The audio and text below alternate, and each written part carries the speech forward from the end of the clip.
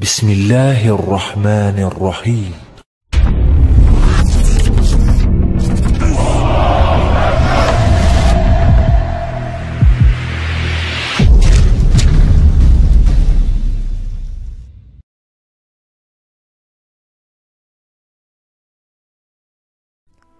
Assalamualaikum warahmatullahi wabarakatuh. Pada video kali ini Bapak akan menjelaskan materi tentang perkembangan Islam Daulah Mughal. Perjalanan panjang untuk membentuk sebuah imperium India Muslim dimulai dari Kesultanan Delhi. Daulah Mughal bukanlah daulah pertama di India. Sebelumnya sudah berdiri kekuasaan Islam, namun belum menemukan titik kejayaannya. Jadi Daulah Mughal bisa dikatakan sebagai penerus Kesultanan Delhi yang sudah berdiri terlebih dahulu. Sebelum saya bahas lebih jauh berkenaan sejarah lahirnya Daulah Mughal, maka saya di sini menampilkan nama-nama khalifah yang memimpin Daulah Mughal.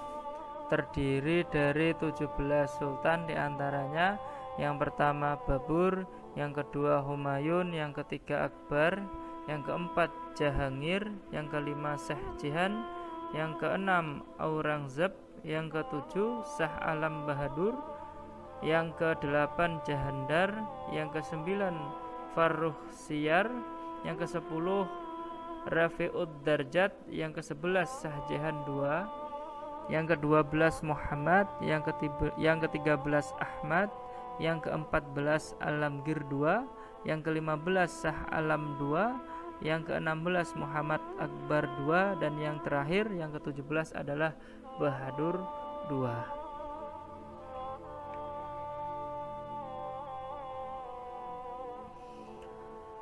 Berikutnya saya tampilkan peta wilayah kekuasaan dinasti Mughal. Kalau kita lihat di sini, ekspansi pertama yang dilakukan berada pada wilayah utara India. Ini dilakukan oleh Babur pada tahun 1530. Kemudian dilanjutkan oleh Sultan Akbar.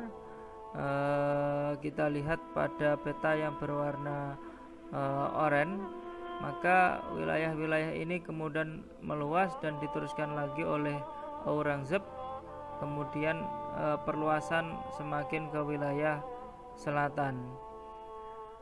Jadi kalau kita lihat, pertama ini berada di wilayah utara, kemudian melebar, akhirnya meluas ke wilayah selatan. Sehingga kalau kita lihat semakin ke selatan, mayoritas memang lebih banyak masyarakat Hindu daripada orang Muslim saat ini.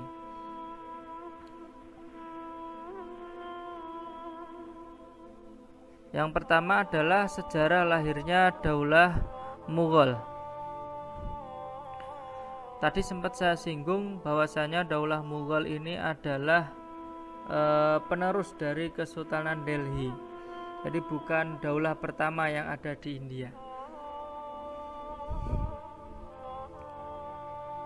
Daulah Mughal dirintis oleh Zahiruddin Muhammad Babur pada tahun 1526 sampai 1530 Masehi. Ia adalah salah satu cucu dari Timur Leng. Jadi nasab dari ayahnya ini bertemu dengan Timur Leng, seorang tokoh pendiri dinasti Timurid. Ayahnya bernama Umar Mirza, yaitu penguasa Farghana. Kepemimpinan Babur sudah diwariskan oleh ayahnya pada saat Babur masih berusia 11 tahun. Ia punya ambisi kuat untuk menguasai Samarkand, yaitu kota terpenting di Asia Tengah pada saat itu. Jadi memang ada keinginan Babur, ambisi yang kuat untuk menguasai Samarkand, yakni wilayah Asia Tengah. Namun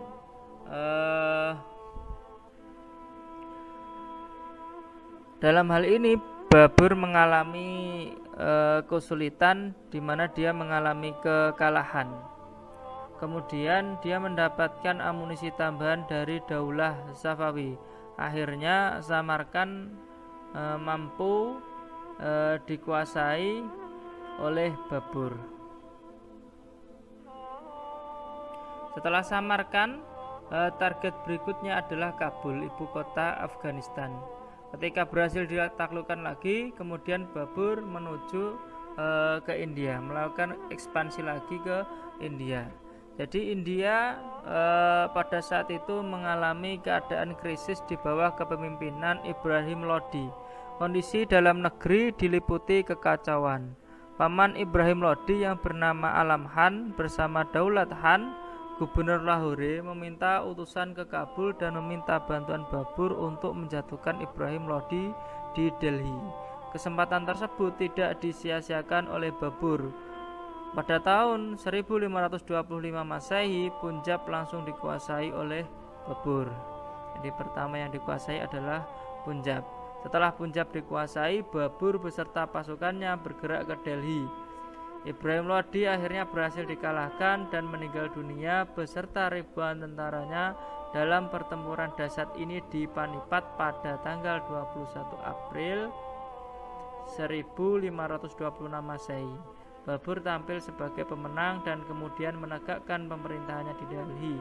Dengan demikian berdirilah Daulah Mughal di India. Inilah kisah bahwasannya proses perjalanan ini berawal dari keinginan menguasai Samarkand, kemudian ke wilayah Kabul, Afghanistan, kemudian menuju ke India, dan di India inilah kemudian Babur mendeklarasikan mendirikan Daulah Mughal.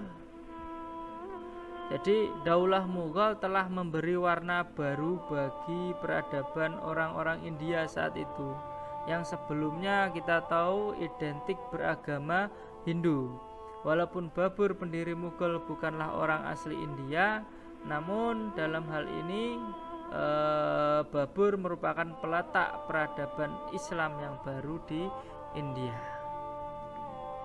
Jadi cukup menarik proses perjalanan berdirinya Daulah Mughal di India.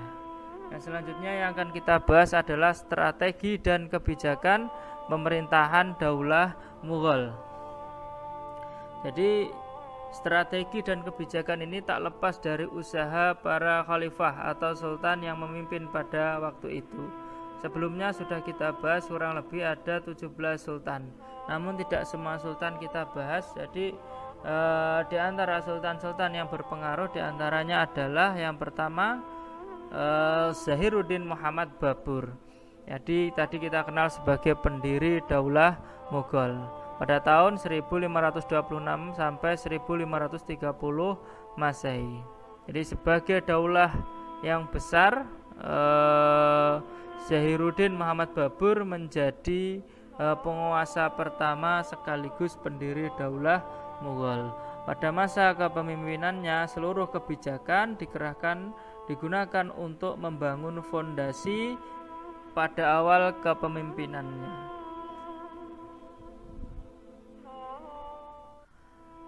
Babur masih menghadapi ancaman dari pihak-pihak musuh, termasuk dari kalangan Hindu yang dari awal memang tidak suka terhadap berdirinya Daulah Mughal. Sementara di sisi lain, Daulah Lodi berusaha bangkit untuk kembali menentang pemerintahan Babur yang dipimpin Muhammad Lodi. Pada pertemuan di dekat Gogra, Babur dapat mengakhiri perlawanan Lodi pada tahun 1529. Zahiruddin Muhammad Babur menguasai wilayah yang sangat luas berbatasan dengan Kekaisaran Ming di timur Tiongkok dan Daulah Safawiyah di barat, yakni di Persia. Zahiruddin Muhammad Babur tutup usia pada tahun 1530 Masehi.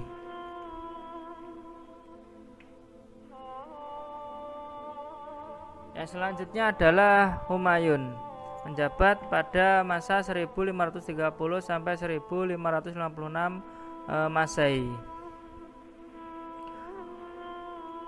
Humayun melanjutkan kepemimpinan ayahnya yakni Babur.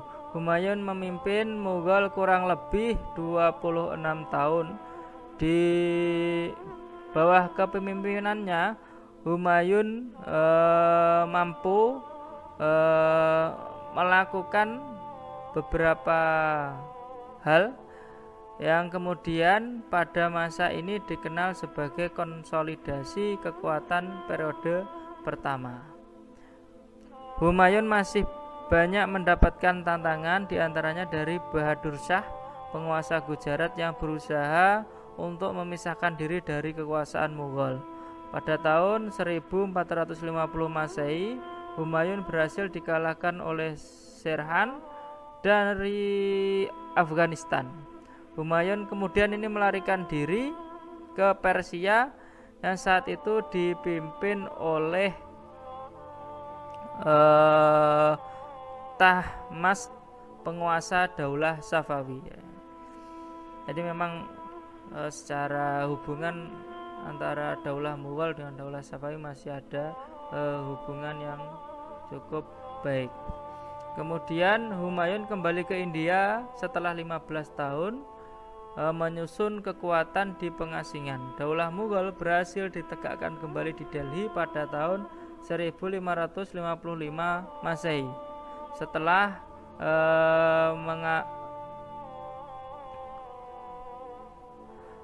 mengalahkan kekuatan Sirhan Shah.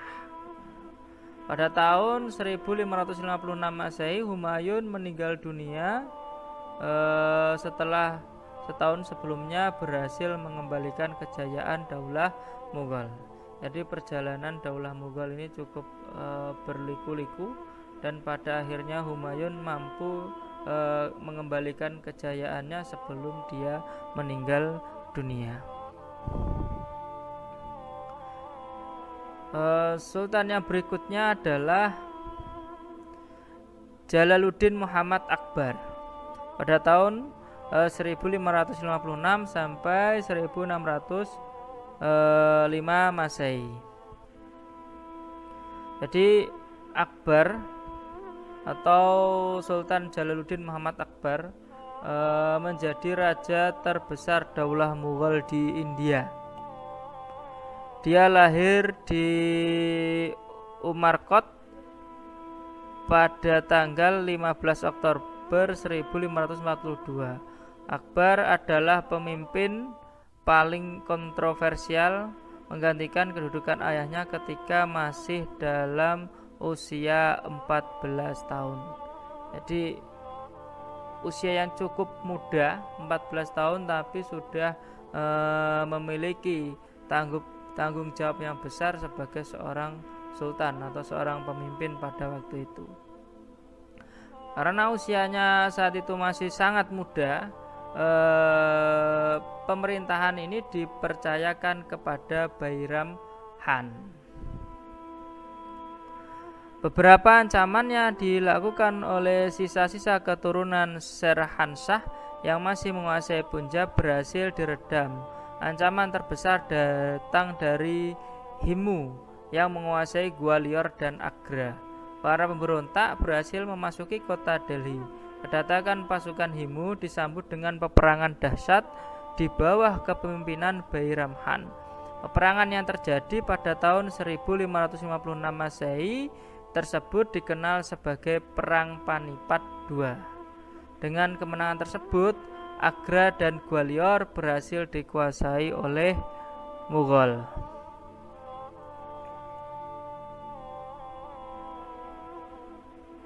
Saya lanjutkan. Setelah Akbar dewasa, maka diambillah alih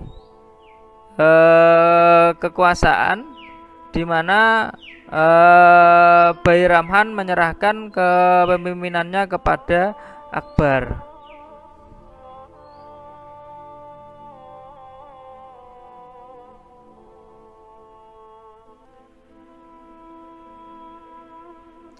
Wilayah kekuasaan Mughal sangat luas, meliputi Chundar, Gond, Chittor, Rantabar, Kalinjar, Gujarat, Surat, Bihar, Bengal, Kashmir, Orissa, Deccan, Gawilgar, Narhala, Ahmadnagar, dan Asirgah. Semua wilayah dapat dikendalikan dalam suatu pemerintahan militeristik. Akbar meninggal dunia di Agra pada tanggal 16 Oktober tahun 1605 Masehi.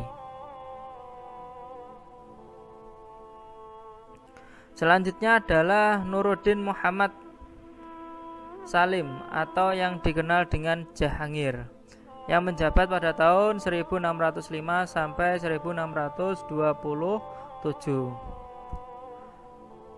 Nuruddin Muhammad Salim lebih dikenal sebagai Jahangir.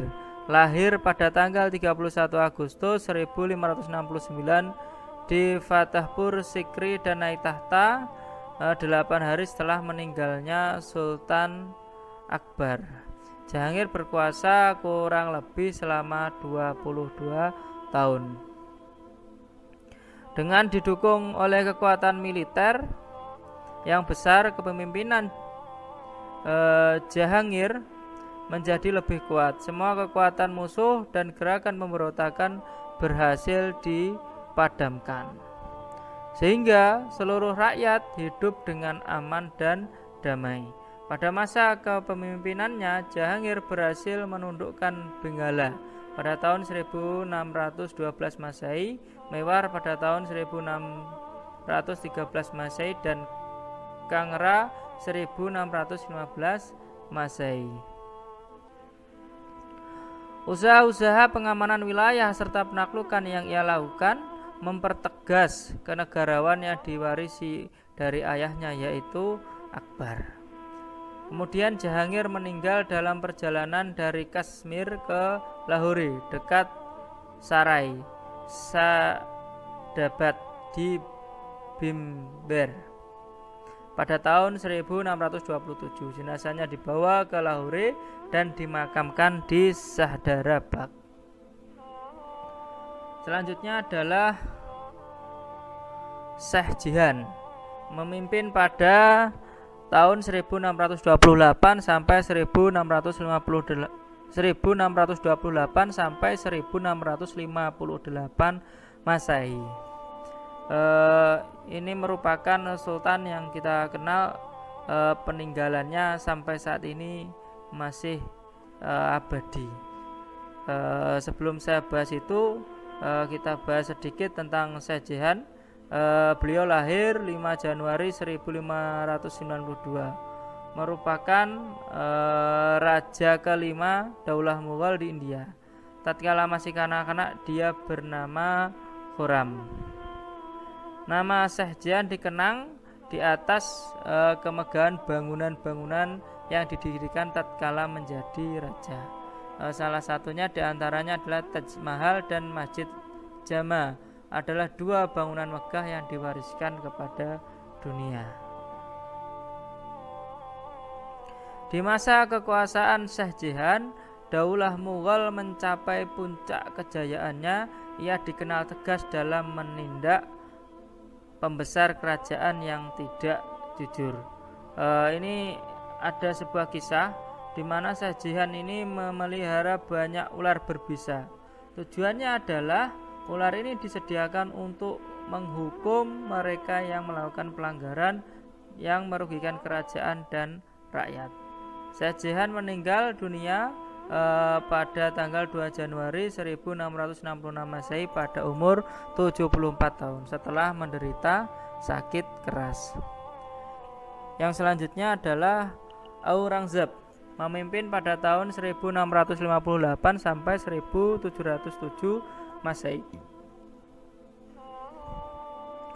Aurangzeb naik tahta dengan menghadapi tugas yang cukup berat, di mana kedaulatan Mughal sebagai entitas Muslim India nyaris hancur akibat perang saudara.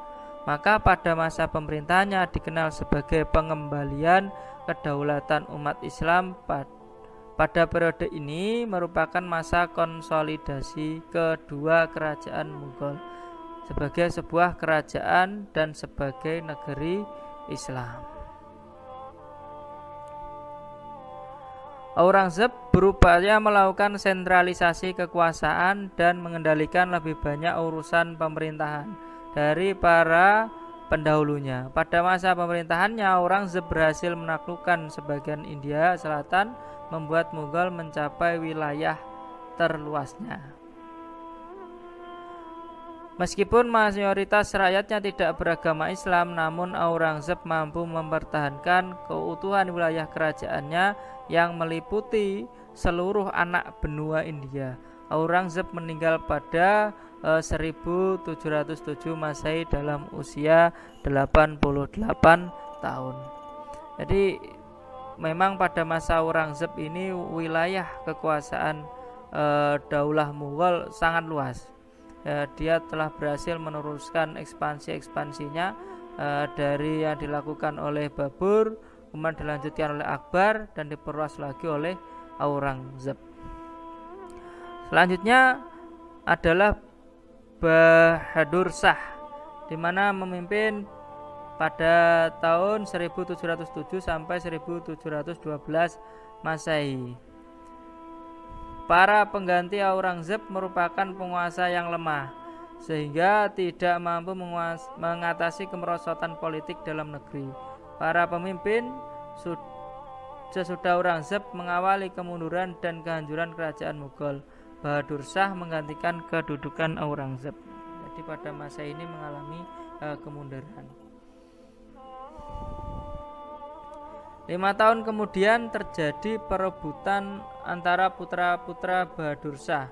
Jehandar memenangkan persaingan tersebut dan sekaligus dinobatkan sebagai Sultan Mughal oleh Jenderal Zulfikar Khan, meskipun Jehandar adalah yang paling lemah di antara putra Bahadur. Penobatan ini ditentang oleh Muhammad Farrukhsiyar, keponakannya sendiri. Ini yang terjadi, sempat mengalami perebutan kekuasaan.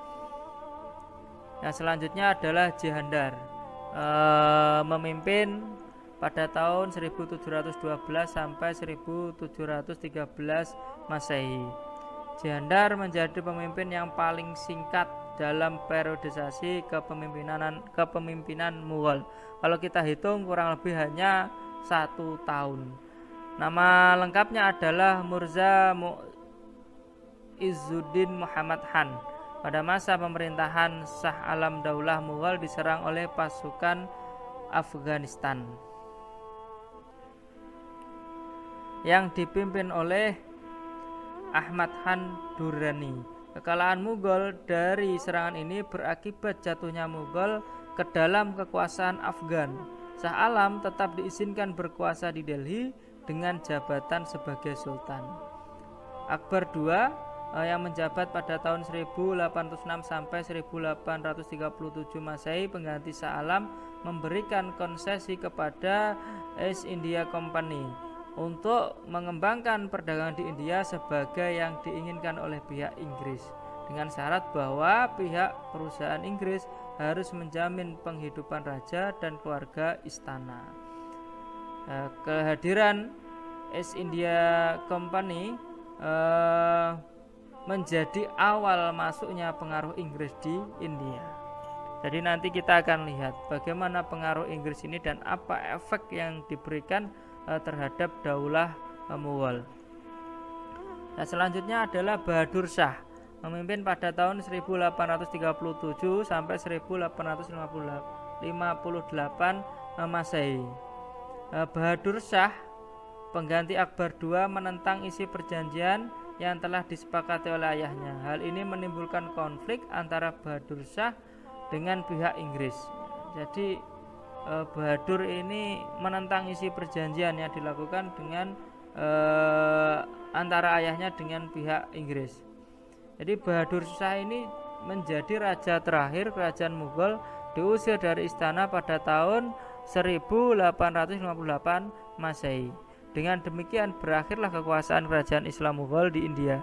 Sejak saat itu umat Islam dihadapkan pada perjuangan mempertahankan eksistensinya di bawah kekuasaan Inggris dan di tengah mayoritas umat Hindu di India. Jadi inilah proses perjalanan Daulah Mughal di India. Mungkin itu saja yang bisa saya sampaikan dalam video kali ini.